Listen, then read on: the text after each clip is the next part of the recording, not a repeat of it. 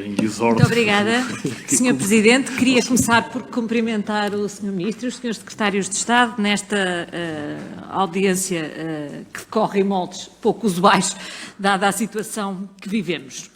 E gostava de começar por lhe dizer que eu acho que em qualquer situação, mas sobretudo numa situação como esta de emergência, a maneira que o Parlamento e os deputados têm de ajudar o país é serem presentes na fiscalização que fazem ao Governo, que é a sua função, e responsáveis nas propostas que apresentam, particularmente responsáveis nas propostas que apresentam. E é neste espírito construtivo, embora o Sr. Ministro tenha escolhido começar esta audição por um discurso, eu diria um tanto panfletário, em que nos veio dizer que a saúde era a grande aposta dos últimos 4 anos, enfim, foi um momento País das Maravilhas pelo qual o Sr. Ministro optou e eu vou optar por não o comentar.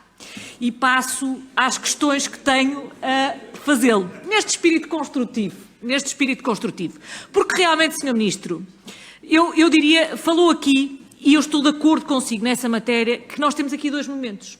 Nós temos um primeiro momento que eu diria que é quase de primeiros socorros à economia que está paralisada pelo combate à pandemia, está paralisada por uma decisão que foi tomada, e aí, do meu ponto de vista, o essencial é preservar o mínimo de rendimento para as famílias, para que elas possam, quer as que estão em casa, quer as que estão a trabalhar, terem rendimento e preservar para o futuro o emprego. E do meu ponto de vista, a preservação do emprego não se faz por decreto, faz-se através da preservação das empresas e nisso estamos de acordo.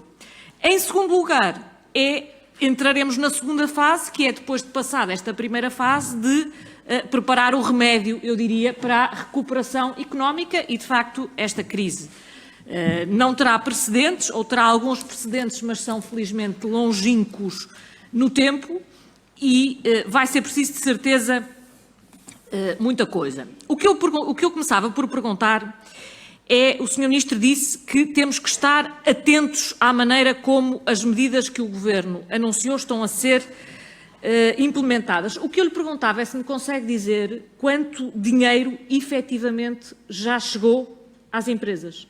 Porque o Governo fez vários anúncios, quer na forma de liquidez, quer na forma de crédito, quer através do layoff, mas eu gostava de saber, afinal de contas, que dinheiro é que já chegou às empresas. Porque, eu falo com muitas empresas, muitas dizem que ainda chegou muito pouco, para não dizer que chegou nada, mas eu gostava de saber, de ter um indicador para poder aferir da realidade, porque repare, em relação ao layoff, o facto do Governo ter decidido optar por uma exigência, depois de 4 alterações, por uma exigência de quebra de faturação de 40% em relação aos 2 meses anteriores ou em relação ao período homólogo, isto levou a que muitas empresas tivessem que ficar à espera de que esta quebra, que era absolutamente expectável, se verificasse, para pedirem o apoio. E ele também não é pago diretamente aos trabalhadores pela Segurança Social, é pago às empresas que, por sua vez, depois vão pagar os 70% dos salários aos trabalhadores. E, portanto, eu gostava de saber, afinal de contas, deste montante que nos disse que seria mais ou menos 1.000 milhões de euros por mês, assumindo determinados pressupostos, eu gostava de saber que dinheiro é que já chegou às empresas. E também em relação ao adiamento do pagamento de impostos, muitas das medidas que foram tomadas pelo Governo de adiamentos têm a ver com o seguinte, é perceber que as pessoas estão em casa, não vão ter dinheiro para pagar aquelas prestações e, portanto, isto resolve no imediato o problema.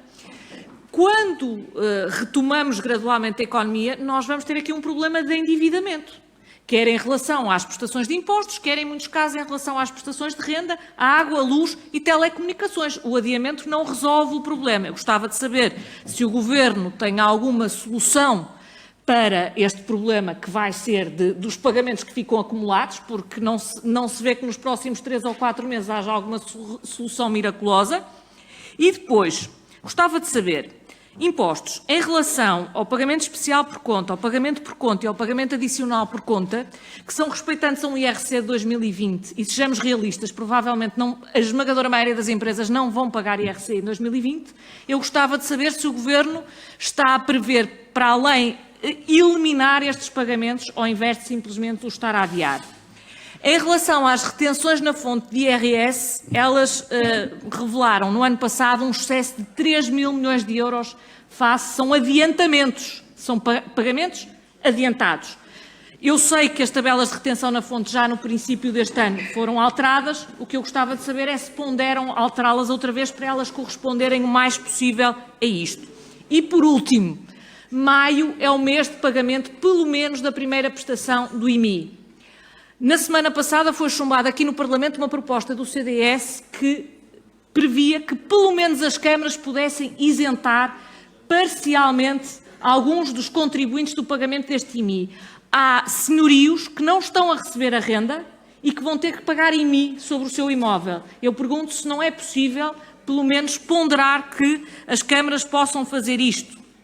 Por último, em relação às moratórias e aos bancos e à maneira como os bancos estão a aplicar, uma das questões que tem sido muito discutida é a capitalização dos juros, ou seja, é a questão das pessoas deixarem de pagar juros e isso ir a crescer ao capital em dívida e depois a nova prestação será calculada com base naquilo. Já ficou claro que a legislação prevê que as pessoas possam optar por continuar a pagar os juros para que eles não sejam capitalizados. Eu gostava de saber se é o Governo ou o Banco de Portugal que está a fiscalizar que nos impressos que os bancos põem à disposição dos seus clientes para pedirem as moratórias, esta opção consta ou esta opção não consta e automaticamente o que está a acontecer é a capitalização dos juros. Às vezes são os detalhes práticos que permitem resolver muitos problemas. E gostava, para terminar, e porque aqui importa falarmos também do remédio e do que vai acontecer na Europa, eu acho que muitos dos que ouviram o Sr. Primeiro-Ministro e as afirmações do Sr. Primeiro-Ministro, sobretudo aquelas que foram mais mediáticas, esperavam mais da reunião do Eurogrupo. Eu acho que foi um bocadinho, e perdoa uma expressão, foi um bocadinho entrada de leão, saída de sendeiro. Porque, de facto, aquilo que aconteceu na reunião do Eurogrupo, o Sr. Ministro chamou-lhe um primeiro passo, eu acho que foi um acordo. É melhor ter havido acordo do que não haver acordo nenhum, mas convenhamos que ainda estamos a falar de muito pouco. O que eu lhe perguntava muito concretamente é, para combater esta crise e para haver recuperação económica, vão ser precisos recursos, vai ser preciso dinheiro. Ora, das duas uma, quais são as maneiras que um país tem para responder a isto? Através de impostos, e com franqueza, em Portugal nós precisamos é de baixar a carga fiscal, não é de aumentar. 2, é com dívida, e Portugal já tem uma...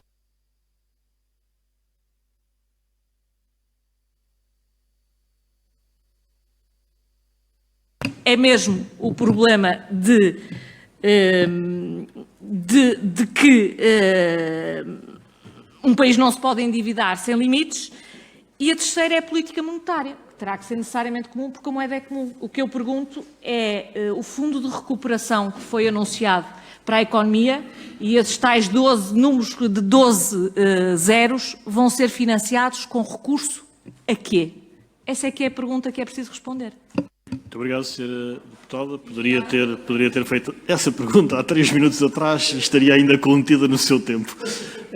A palavra ao Sr. Ministro de Estado e das Finanças para responder. Faça, Sr. Deputado. Sr. Ministro. Muito obrigado, Sr. Presidente. Muito obrigado, Sra. Deputada Cecília Meireles. Nós estamos perante esta situação há um mês. A evolução da situação em Portugal tornou-se mais, enfim, foi sendo percepcionada e a reação de todos e de todas as autoridades, em particular do Governo, foi-se adensando ao longo deste tempo. Tudo isso é verdade, mas é um mês. Aquela reunião de que eu falei há pouco foi 13 de março. Nós, neste mês, quer em Portugal, quer na Europa, tomámos decisões que, recordo que na última crise levaram, em alguns casos, 4 anos a tomar. Nós estamos, obviamente, todos convocados, eu tenho usado o verbo compelir, a dar o nosso contributo e a não deixar que nem o rigor, nem a responsabilidade, nem a exigência das entidades públicas possam falhar nesta fase. Agora, Os salários são pagos no fim do mês e, portanto, o prazo que está, aliás, anunciado de que o dinheiro do layoff chegue às empresas é no fim do mês.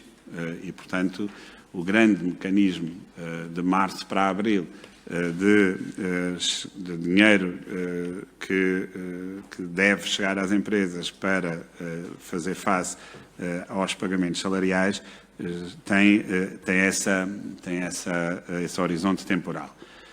Nós temos outros mecanismos de apoio que continuam, obviamente, ativos, de apoio social e que têm vindo a funcionar com toda a normalidade. Pelo menos é a informação e a percepção que eu tenho. E é nesse contexto que estas decisões podem e devem ser tomadas. Portanto, não considero que, desse ponto de vista, haja aqui qualquer forma de lentidão. E na verdade, o que nós, a ideia de resposta na política económica a esta crise é a ideia de uma situação quase que de hibernação de um conjunto de responsabilidades cuja moratória é só um exemplo. Mas que as exigências fiscais e as responsabilidades fiscais e o seu adiamento é outro exemplo.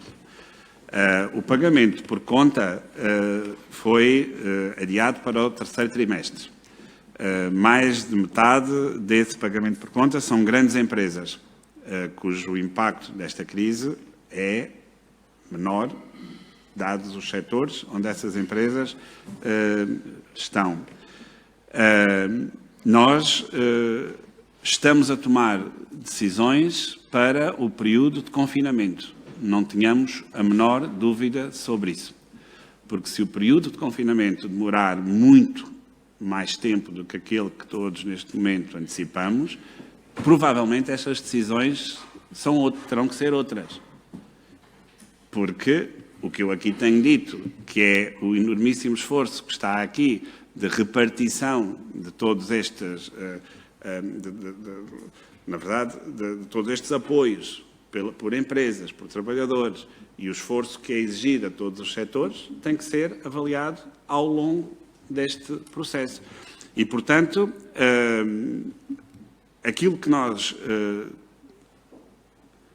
projetámos para este período foi que todas estas avaliações têm que ser feitas no final do segundo trimestre, na exigência que é colocado às empresas, porque é de uma exigência que se está a tratar, não tenho dúvidas sobre isso, nesta dimensão fiscal. Mas queremos retomar a atividade em segurança o quanto antes e, portanto, é nessa base que estas questões se colocam. Pôs uma questão do IMI. Esse é um imposto municipal e o IMI foi, aliás, desde o ano passado, possibilitado o seu fracionamento desde que o pagamento do imposto fosse superior, o imposto a pagar fosse superior a 100 euros. É assim. Ou seja, não há nenhum pagamento de imposto do IMI superior a 100 euros. A partir daí é fracionado. É deste montante que estamos a falar. E tenhamos consciência disto.